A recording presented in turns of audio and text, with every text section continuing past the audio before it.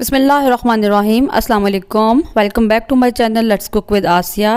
आज हम बना रहे हैं बहुत ही मज़ेदार से गुड़ वाले चावल, जो कि बहुत ही मज़ेदार लगते हैं और शायद ही कोई ऐसा हो जिसको गुड़ वाले चावल ना पसंद हो। तो चलिए इसको बनाना शुरू करते हैं। गुड़ वाले चावल बनाने के लिए सबसे पहले मैंने यहाँ पर लिया है 2 गिलास चावल, यानी आधा किलो चावल है मेरे पास। और ये जो है सिंगल स्टीम वाले चावल हैं, यानी ये सेला भी नहीं है और कच्ची बासमती भी नहीं है। इनको मैंने धोकर 2 घंटे पहले भिगो दिया है। और इसके अलावा आधा किलो हमें गुड़ चाहिए होगा। मैंने गुड़ जो है यहाँ पर पुराना वाला इस्तेमाल किया है, क्योंकि इसका कलर भी डार्क होता है और इसका टेस्ट भी बहुत अच्छा होता है। अगर आप चाहें तो आप नया वाला ये लाइट कलर का जो होता है वो भी यूज़ कर सकते हैं। तो गुड़ के मैंने छोटे छोटे पीस कर दिए ताकि इसको मेल्ट करना हमारे लिए आसान हो जाए। और इसके अलावा अगर आप कम मीठा पसंद करते हैं तो आप गुड़ की मिकदार कम भी कर सकते हैं, लेकिन इतना गुड़ इतने चावलों के लिए बिल्कुल ठीक है। और इसके अलावा जो है हमें यहाँ पर चाहिए होगा नारियल या खोपरा। इसको मैंने जो ड्राई नारियल होता है इसको मैंने धोकर अच्छे तरीके से बिल्कुल बारीक बारीक मैंने काट लिया है। और इसके अलावा 2 टेबलस्पून किशमिश हमें चाहिए होगी, जिसको मैंने अच्छे तरीके से धो लिया है। और 10 से 12 अदद बादाम है, जिनको मैंने गर्म पानी में भिगोकर इनका छिलका उतार लिया था और इनको मैंने दरमियान से कट लगा लिया। इसके अलावा 2 टेबलस्पून मेरे पास यहाँ पर टूटी फ्रूटी है, यानी अशरफियाँ। ये बिल्कुल ऑप्शनल है, लेकिन मेरे हस्बैंड शौक से खाते हैं तो इसलिए मैं इसमें शामिल कर रही हूँ। और इसके अलावा 3/4 कप इसमें घी जाएगा। और आप चाहें तो ऑयल भी इस्तेमाल कर सकते हैं, लेकिन चावल हमेशा घी में ही अच्छे बनते हैं, ऑयल में इतना अच्छा टेस्ट उनका नहीं आता। और इसके अलावा इसमें घी जाएगा भी ज़्यादा, क्योंकि इसे चावल ज़रा हमारे खिले खिले बनते हैं। तो सबसे पहले हम गुड़ को मेल्ट कर लेते हैं। मैंने यहाँ पर एक सॉसपैन में गुड़ को शामिल कर दिया है।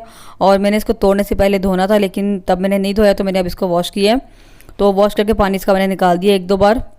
उसके बाद कुछ पानी बचा था इसका, तो वही मैं इसमें शामिल कर रही हूँ। यानी गुड़ को मैंने 2-3 बार धो लिया, उसके बाद दोबारा से इसमें पानी शामिल किया था। वो पानी मैं इसमें निकाल दिया आपको दिखाने के लिए कि यानी आधा कप या 3/4 कप लगा लें पानी है। पानी आपने इसमें कम ही शामिल करना है। और क्योंकि हमने बेसिकली इसको मेल्ट करना है तो इसलिए हम इसमें पानी डाल रहे हैं। और बिल्कुल लो फ्लेम पर हम गुड़ को जो है मेल्ट होने देंगे। और फ्लेम अपने हाई नहीं करना, वरना ये जल जाएगा। और थोड़ा सा आप मिक्स कर लें, उसको लो फ्लेम पर छोड़ दें।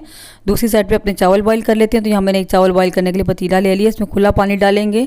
चावलों को हमेशा खुले पानी में बॉईल करें, इससे जुड़ते नहीं हैं। और इस साइड पर देख लें हमारा जो है गुड़ मेल्ट हो रहा है। तो ये थोड़ा सा और मैं पका लेती हूँ, और काफ़ी हद तक मेल्ट हो चुका है।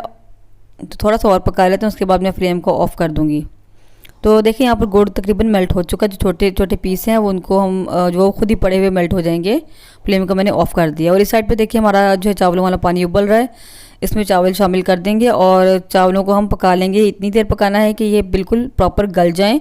इनमें हमने कोई भी 1 कनी या 2 कनी नहीं रखनी, क्योंकि जब हम चाश में डालकर चावलों को पकाते हैं तो ये बहुत ज़्यादा सख्त हो जाते हैं, अकड़ जाते हैं। तो इसलिए आपने इसमें 1 कनी वगैरह नहीं रखनी, क्योंकि ये मज़ीद नहीं गलेंगे। और तो आपने इनको मुकम्मल तौर पर गला लेना है। चावल गल जाते हैं, इनको हम छान लूँगी। तो चावलों को मैंने छान लिया था। और देखिए इधर मैंने कढ़ाई ले ली है, इसमें मैं घी शामिल करूँगी। और घी में मैं डालूँगी 3 से 4 अदद इलायचियाँ। इनके मुंह खोल के मैंने इसमें शामिल कर दिया। जैसे ही कड़कड़ाने लगेंगी तो साथ ही इसमें शामिल कर देंगे जो हमने गुड़ की चाश बनाई थी, इसको मैं छान लूँगी। अच्छा, इसको मैंने इस तरह ही रख दिया था बिल्कुल, ताकि सारी मैल इसके नीचे बैठ जाए। और आपने बिल्कुल आहिस्ता आहिस्ता डालना है, ताकि जो मैल होगी वो साथ शामिल ना हो जाए। तो इसको मैं छान के डाल रही हूँ। कोई थोड़ा बहुत कचरा होगा वो निकल जाएगा। इसके अलावा नीचे से जो बिल्कुल थोड़ा सा बचेगा उसको आपने छोड़ देना है। जो मैल वगैरह होगी उसको आपने छोड़ देना है। तो इसको हम पका लेंगे। जैसे ही बॉइलिंग स्टार्ट होगी उसमें हम चावल डाल देंगे। हमने इसको ज़्यादा नहीं पकाना, यानी एक तार वगैरह की हमें चाशनी नहीं बनानी। बस बॉइलिंग स्टार्ट होगी, साथ ही हम इसमें चावल डाल देंगे। तो चावलों को हमने डाल दिया है और इसको थोड़ा सा मिक्स कर लेते हैं। और साथ ही इसमें अपने जो है ड्राई फ्रूट्स शामिल कर देंगे। ड्राई फ्रूट आप कोई से भी ले सकते हैं, जो जो आपके पास मैसर हैं आप वो डाल सकते हैं। काजू है तो आप काजू भी डाल सकते हैं। तो ये जो आपको पसंद हो आप उसमें शामिल कर सकते हैं। तो मैंने सारे ड्राई फ्रूट्स इसमें डाल दिए हैं और इसको अच्छे से मिक्स कर लेंगे। और पानी हम इसका ड्राई कर लेंगे। और जैसा ही पानी इसका खुश्क हो जाएगा तो हम इसको जो है दम पर लगा देंगे। तो देखिए चावलों का पानी यहाँ पे खुश्क हो चुका है। अब मैं यहाँ पर इसके ढक्कन के ऊपर मैंने एक कपड़े को गीला करके ऊपर दे दिया। उसको मैं दम पे लगा दूँगी 15-20 मिनट के लिए। और 10 मिनट के बाद मैंने इसको जो है इसका ऊपर से जो कवर था हटा दिया था मैंने, और इसको मैंने ऐसे ही दम पे लगा दिया था। और 10 मिनट में इसको मज़ीद जो है दम पर दूँगी। तो देखिए इन चावलों को दम पर रखे हुए 10 मिनट मज़ीद गुजर चुके हैं। और अब हम जो है इसका ढक्कन हटा लेते हैं और दम चावलों को आ चुका है।